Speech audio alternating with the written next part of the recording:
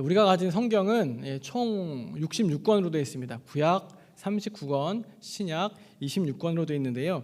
이 66권을 조금 어려운 말로 정경이라고 부릅니다. 정경.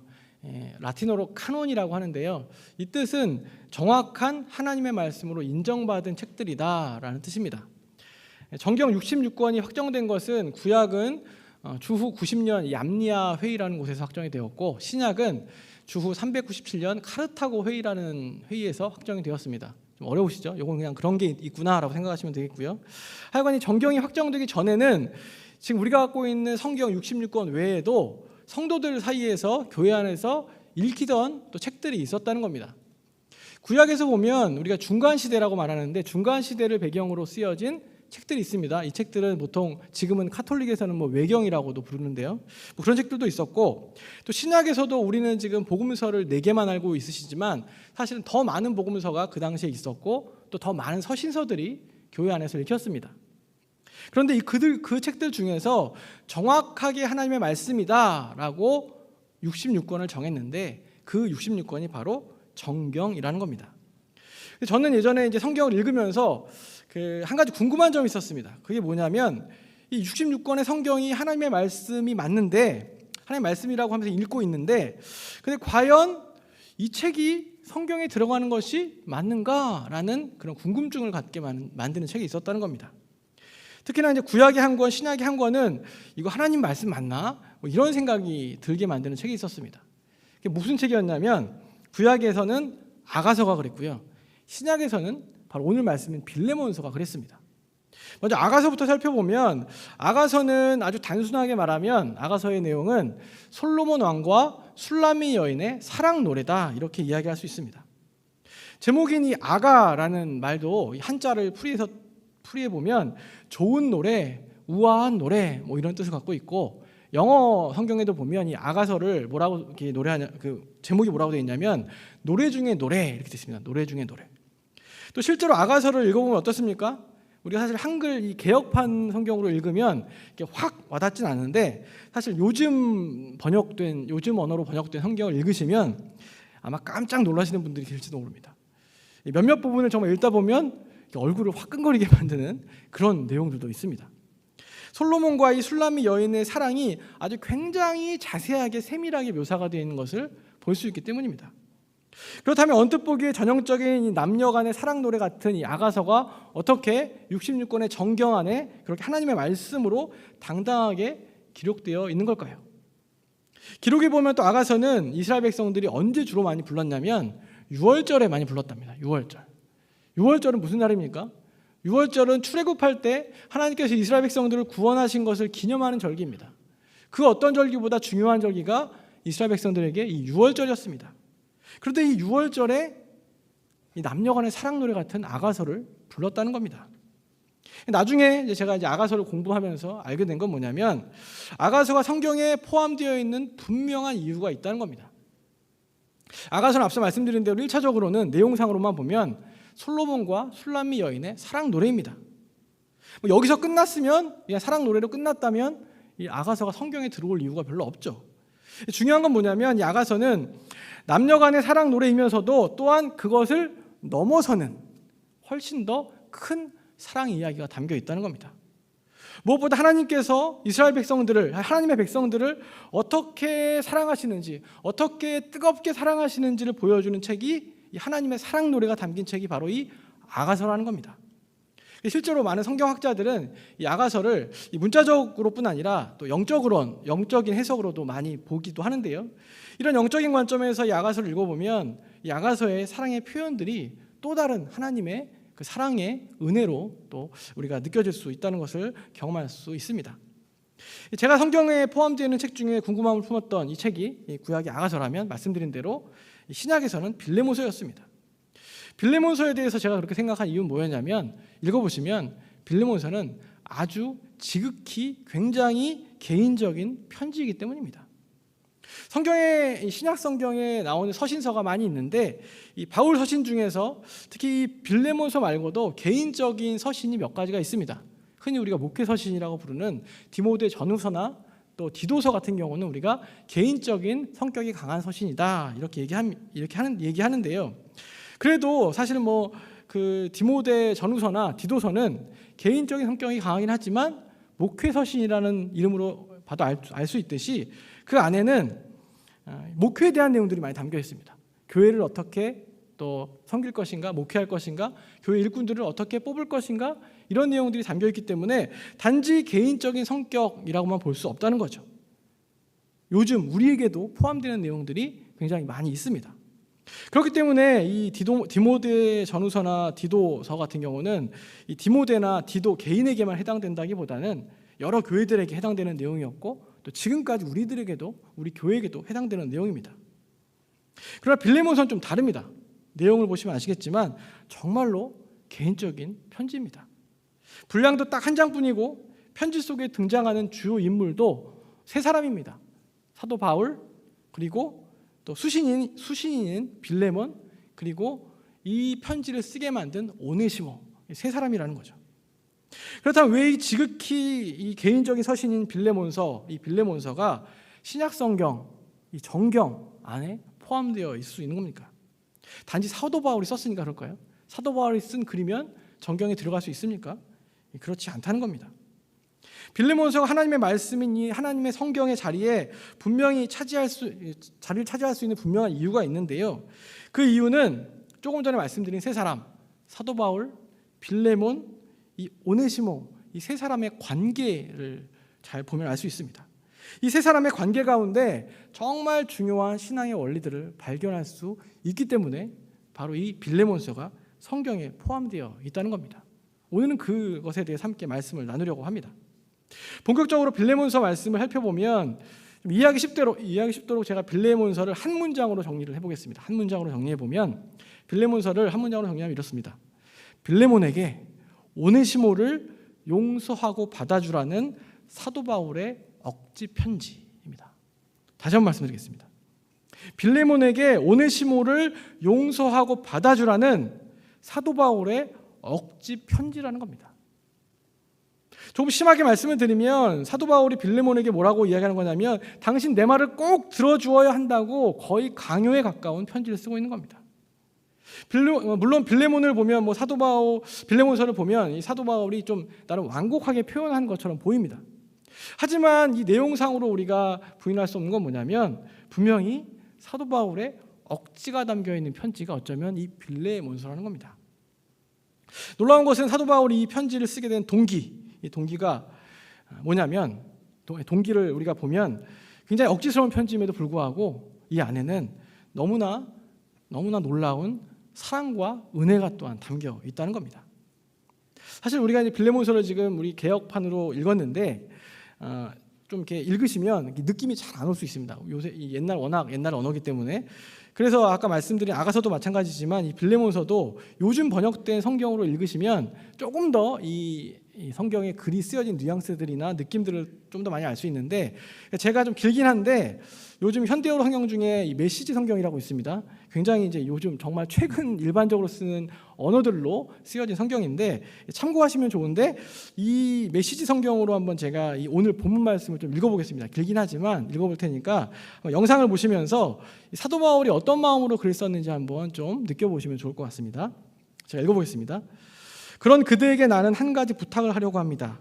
그리스도의 대사이며 그분을 위해 감옥에 갇힌 나는 필요하다면 주저없이 명령할 수도 있지만 그보다는 그대에게 개인적인 부탁을 하려고 합니다. 이곳 감옥에 있으면서 나는 아들을 하나 얻었습니다. 그대에게 이 편지를 직접 전하는 오네시모가 바로 그 아들입니다. 그가 전에는 그대에게 무익한 사람이었으나 이제는 그대와 나에게 유익한 사람이 되었습니다. 나는 그를 그대에게 돌려보내려고 합니다. 그렇게 하려니 마치 내 오른팔을 잘라내는 것만 같습니다. 메시지를 위해 감옥에 갇혀있는 동안 나는 최악의 경우 그를 이곳에 남게 하여 그대를 대신하여 나를 돕게 하고 싶었습니다. 그러나 나는 그대에게 비밀로 한 채 아무것도 하고 싶지 않았고 아무리 선한 일이라도 그대가 기꺼이 승낙하지 않으면 그대에게 억지로 시키고 싶지 않았습니다. 그대가 잠시 그를 잃어버린 것은 참 잘된 일이었던 것 같습니다. 이제 그를 영원히 돌려받게 되었으니 말입니다. 게다가 이제 그는 종이 아니라 참된 그리스도인 형제입니다. 그가 내게 참된 그리스도인 형제였으니 그대에게는 더욱더 그리할 것입니다. 그러므로 그대가 여전히 나를 믿음의 동지로 여긴다면 나를 맞이하듯이 그를 맞이해 주십시오. 그가 그대에게 손해를 입혔거나 빚을 진 것이 있거든 내 앞으로 달아두십시오. 나 바울이 이렇게 친필로 서명합니다. 내가 그것을 갚겠습니다. 그대가 내게 생명을 빚지고 있음을 굳이 일깨우지 않아도 되겠지요? 친구여, 나의 이 큰 부탁을 들어주시기 바랍니다. 그대가 그를 맞아준다면 그것은 그리스도를 위하는 길이며 내 마음에도 큰 기쁨이 될 것입니다. 나는 그대를 잘 아니 그대는 내 부탁을 들어줄 것입니다. 그대는 내가 이 편지에 쓴 것 이상으로 해줄 것입니다. 예. 어떻습니까? 사도 바울이 이 편지를 쓰고 있는 어떤 심경이나 또 이런 마음들을 좀 더 잘 이해하실 수 있을 텐데요. 이제 빌레몬서에 등장하는 앞서 말씀드린 이 세 사람의 관계에 대해서 함께 좀 살펴보도록 하겠습니다. 사도 바울과 빌레몬의 관계, 빌레몬과 오네시모의 관계, 사도 바울과 오네시모의 관계를 좀 차례 살펴볼 텐데 잘 또 따라오시기 바랍니다. 사도 바울과 빌레몬의 관계를 보면 이 둘은 특별한 관계였습니다. 빌레몬은 골로새 교회의 교인이었고요. 무엇보다 골로새라는 도시는 사도 바울이 직접 방문하지 않았음에도 불구하고 이 에바브라라는 제자와 이 빌레몬을 통해서 개척이 되었던 교회였습니다. 그리고 이 골로새 교회가 든든히 서가는 데 있어서 이 빌레몬의 역할이 굉장히 컸던 것으로 보입니다. 빌레몬이 어떻게 회심하게 되었는지는 자세히 알 수 없지만 편지 서두에 등장하는 칭찬이나 이런 걸 보면 사도 바울과 빌레몬의 관계가 꽤 가까웠던 것으로 알 수 있고요. 학자들은 아마 이 빌레몬이 사도 바울이 에베소나 그 근처 지방에 복음을 전할 때 그때 이제 이 빌레몬이 사도 바울을 만나서 복음을 듣고 또 회심했을 것이다 이렇게 이야기들을 합니다. 빌레몬은 회심한 후에 골로새로 돌아와 골로새 교회의 일꾼이 되었습니다. 골로새 교회가 이 빌레몬의 집에서 모였다고 합니다. 골로새 교회가 빌레몬의 집에서 모였는데 이 사실로 보면 빌레몬은 나름대로 그 집이 큰 걸로 봤을 때 재력도 있었고 또 나름대로 또 잘 살았던 것으로 보입니다. 무엇보다 빌레몬은 사도 바울을 사랑하며 존경했습니다. 사도 바울 역시 빌레몬을 귀하게 여기며 또 사랑했던 것을 알 수 있습니다. 그 다음에 살펴볼 관계는 빌레몬과 오네시모의 관계입니다. 이 빌레몬과 오네시모는 사실은 주종관계였습니다. 주종관계. 오네시모가 빌레몬의 종이었던 거죠. 그런데 사도 바울이 빌레몬에게 이 편지를 쓸 당시 오네시모가 주인인 빌레몬과 있었던 것이 아니라 사도 바울과 함께 있었습니다. 오네시모는 자신의 주인인 빌레몬과 골로새에 있는 게 아니라 감옥에 있었던 이 사도 바울과 함께 있었던 거죠. 그 이유는 오네시모가 자신의 주인인 빌레몬에게서 도망을 쳤기 때문입니다. 본문의 내용을 유추해 보면 오네시모는 단순히 도망간 게 아니라 주인인 빌레몬의 물건을 또 훔쳐서 달아났던 것으로 보입니다. 빌레몬이 아무리 회심한 사람이라고 해도 또 골로새 교회의 귀한 일꾼이라고 해도 자신의 물건을 훔쳐서 도망갔던 자신의 종 오네시모 어떤 마음을 갖고 있었겠습니까? 일반적인 상황이라면 어떻습니까? 빌레몬이 오네시모를 잡으면 어떻게 하면 될까요? 혼을 내는 것이 당연했습니다. 게다가 그 당시의 종의 신분은 어떻습니까? 주인이 죽여도 그만입니다. 특히나 주인의 물건을 가지고 도망갔던 종이라면 주인이 어떻게 해도 누가 뭐라 할 사람은 없었습니다. 이제 세 번째 관계인 사도 바울과 오네시모의 관계를 살펴보겠습니다.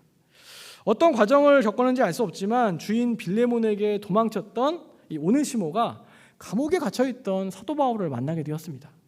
놀랍게도 사도 바울을 만나서 복음을 들었고 회심을 하게 된 거죠. 그리스도인이 된 오네시모는 감옥에 갇혀있던 사도 바울을 성심성의껏 섬겼습니다. 사도 바울은 오네시모를 향해서 갇힌 중에 낳은 아들이다 라고 이렇게 표현했습니다. 근데 문제는 뭐냐면 앞서 말씀드린 대로 이 오네시모가 사도 바울이 사랑하는 골로새 교회의 일꾼인 이 빌레몬의 종이었다는 거죠. 무엇보다 이 빌레몬의 물건을 가지고 도망 나온 종이었다는 겁니다. 사도 바울은 회심하여 그리스도인이 된 오네시모와 그의 주인인 빌레몬과의 관계를 회복시켜야 할 중요한 필요성을 느끼게 되었습니다. 그렇게 하는 것이 이 둘 사이의 문제도 중요했지만 그 당시 복음 사역을 감당해야 할 초대교회들, 이 초대교회 공동체에서도 아주 중요한 일이었기 때문입니다. 그래서 사도 바울은 골로새 교회의 이 골로새서를 쓰면서 골로새 교회에 골로새서의 편지를 쓰면서 그 편지를 전달하는 두기고편에 이 오네시모를 함께 보내게 됩니다. 그리고 사도 바울은 오네시모 한 사람을 위해서 이 빌레몬서라는 편지를 쓰게 되었던 거죠. 그리고 한 장짜리 편지지만 그 안에는 말씀드린 대로 굉장히 놀라운 사랑과 은혜의 이야기가 담겨 있다는 겁니다. 함께 읽지는 않았지만 빌레몬서 앞부분에 보면 사도 바울은 먼저 빌레몬의 믿음과 사랑을 마구마구 칭찬합니다. 쉽게 말하면 너 때문에 기쁘고 너 때문에 감사하고 너 때문에 내가 평안과 위로를 받고 있다, 이런 칭찬들을 하는 거죠. 물론 빌레몬이 그런 칭찬을 받을 만하게 충분한 사람이었던 것도 맞습니다. 빌레몬이 골로새 교회를 든든히 세워나가는 귀한 일꾼이었기 때문입니다. 이렇게 빌레몬에 대한 칭찬을 아끼지 않은 사도 바울은 본격적으로 이제 빌레몬서를 쓰게 된 이유를 설명하기 시작합니다. 이 빌레몬서를 쓰고 있는 사도 바울의 마음을 더 정확하게 알기 위해서는 이 빌레몬서에 오네시모를 표현할 때 오네시모를 설명하거나 오네시모를 언급하면서 함께 쓰여진 표현이나 단어들을 좀 살펴볼 필요가 있는데요. 먼저 10절 말씀에 보면 사도 바울은 오네시모를 향해서 뭐라고 이야기하냐면 갇힌 중에 낳은 아들이다, 이렇게 표현합니다. 갇힌 중에 낳은 아들이다. 그래서 아들이라는 표현이 중요합니다. 물론 사도 바울이 아들이라는 표현을 쓴 사람들이 있었습니다. 앞서 말씀드린 디모데 전후서, 디도서의 수신자인 디모데와 디도에게 바로 아들이라는 표현을 썼습니다. 그러니까 자신의 목회를 이어받아서 그 목회 후계자로 인정받는 디모데와 디도를 향해서 아들이라는 표현을 썼다는 거죠. 그런데 오늘 말씀에서 오네시모를 향해서도 아들이라는 표현을 썼다는 겁니다. 또한 11절에 보면 전에는 오네시모가 빌레몬에게 무익했지만 이제는 빌레몬뿐 아니라 나 사도 바울에게도 유익한 존재가 되었다라고 이야기합니다. 12절에는 오네시모가 자신의 신복이다라고 표현합니다. 신복이다. 이 신복이라는 표현을 원어의 뜻을 살펴보면 심장이라는 뜻을 갖고 있습니다. 심장. 그러니까 사도 바울이 오네시모를 심장으로 여긴다는 겁니다. 얼마나 사도 바울이 오네시모를 귀하게 여기고 있는지를 알 수 있는 표현입니다. 여기에 더해서 16절에도 보면 사도 바울은 오네시모를 향해서 뭐라고 얘기하냐면 이제 종이 아니라 사랑받는 형제로 여기라고 이렇게 이야기합니다.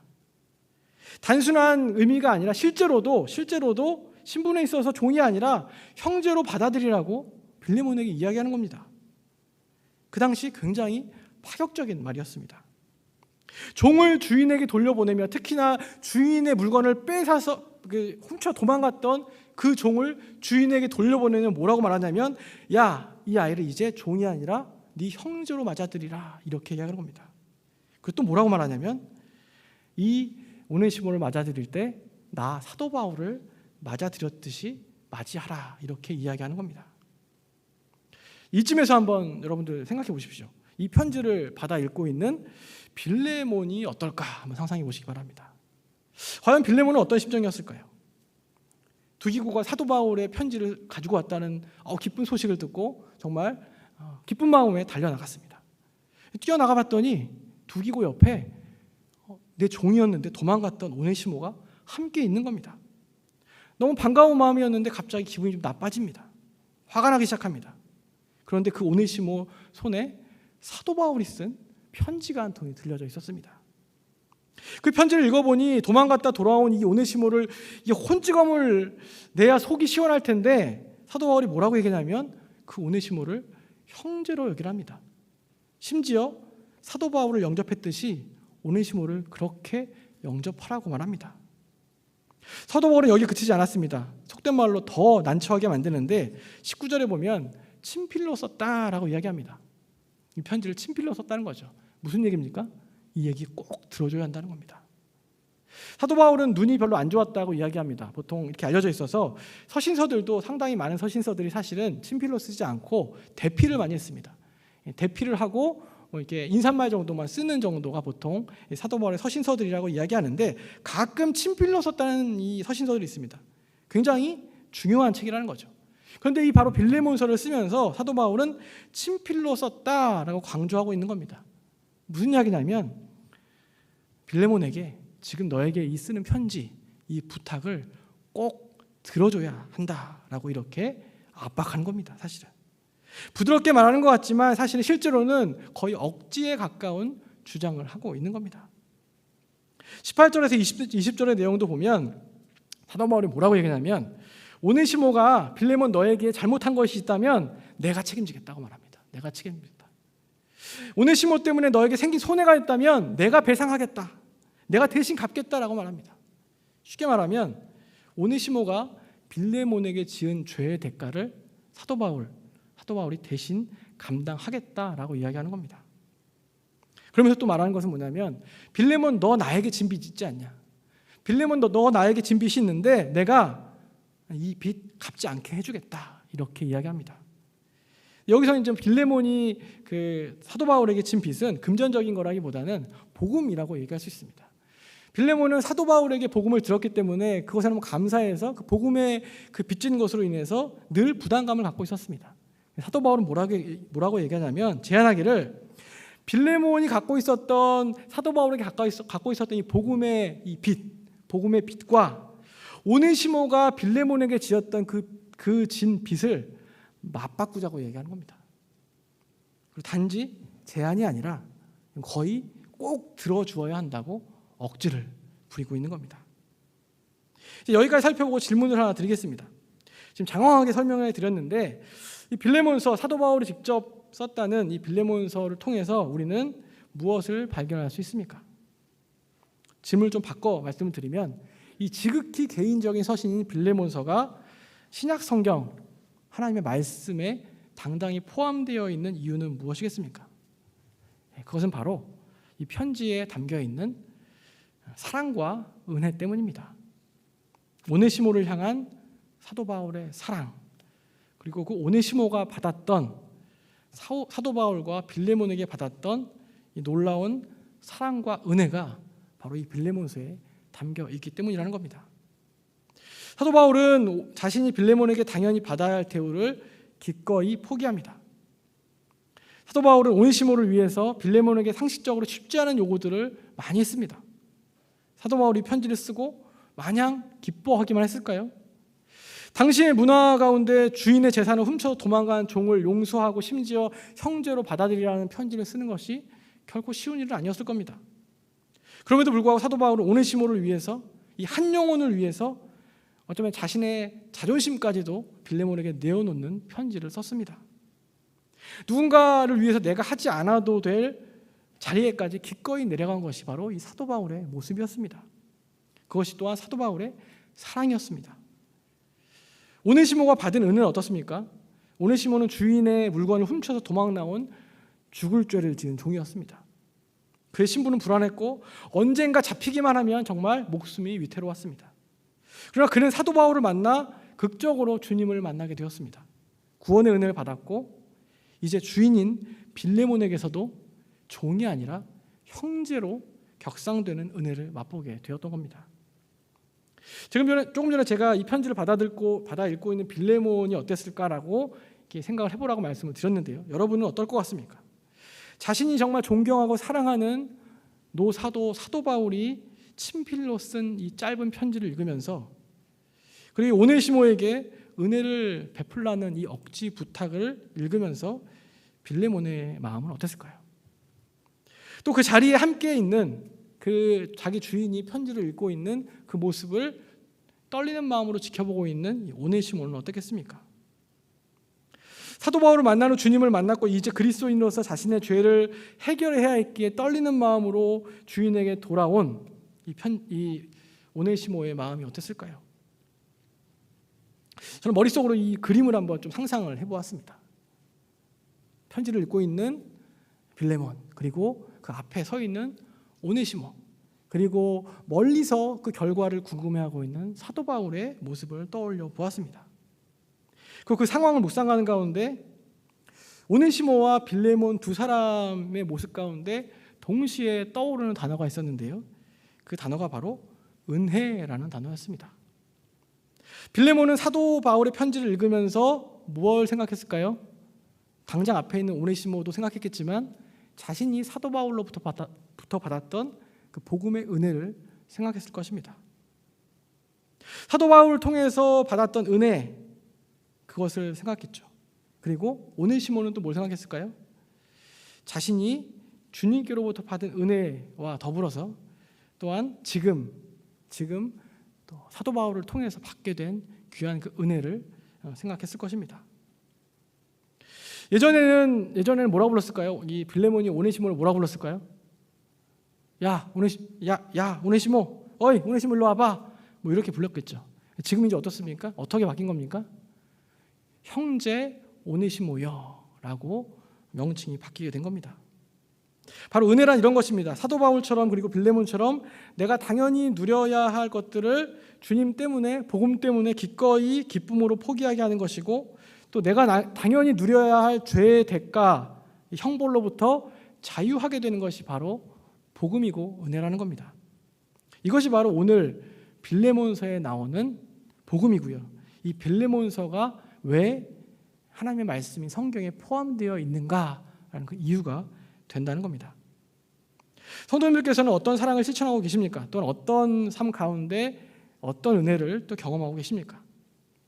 우리 주님께서 베푸신 이 사랑과 은혜, 우리가 경험했으며 또한 경험하고 있고 또 베풀어야 할 사랑과 은혜도 이와 같다는 것을 기억하시길 간절히 바랍니다.